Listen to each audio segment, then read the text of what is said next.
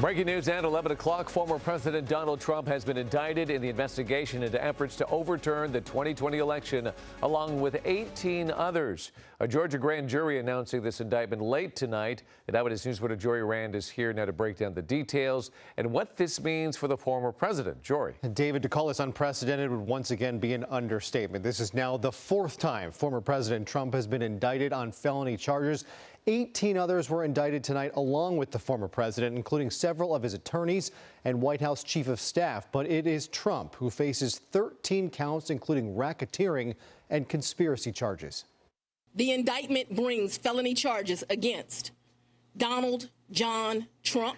For the fourth time in the last 4.5 months, former president of the United States, Donald Trump, was indicted tonight on felony charges. The district attorney of Fulton County, Georgia, announcing 41 charges against 19 people under the state's RICO Act for trying to overturn the results of the state's 2020 presidential election.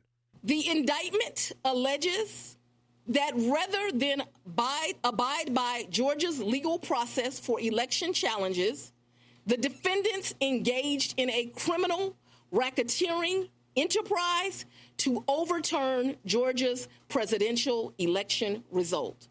Included among those indicted, Trump's White House chief of staff, Mark Meadows, Trump's then attorneys, Rudy Giuliani, Sidney Powell, and Jenna Ellis, and John Eastman, another lawyer who helped concoct the scheme for so-called fake electors to overturn the Electoral College results.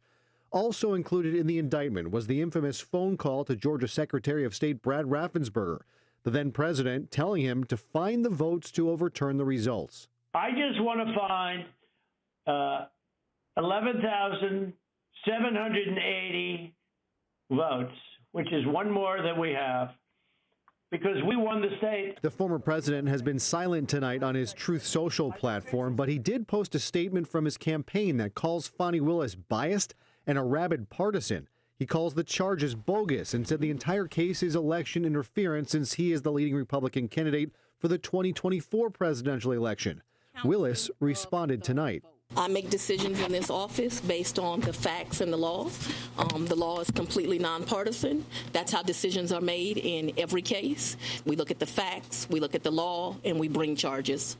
Now, Fani Willis, who, by the way, was born in Inglewood, said tonight she hopes to try all 19 defendants together within the next 6 months. There are questions as to whether that's realistic, but arrest warrants have been issued for all 19. Willis says they have until August 25th, 1 week from Friday, to voluntarily turn themselves in. By the way, if Donald Trump wins the election next year, he would be able to pardon himself on any potential federal convictions, but not in a state case like this one in Georgia. Hello, I'm Mark Brown. Get more great ABC7 content by clicking the subscribe button for our YouTube channel and download the ABC7 Los Angeles streaming app on Fire TV, Android TV, Apple TV, and Roku to watch on your TV.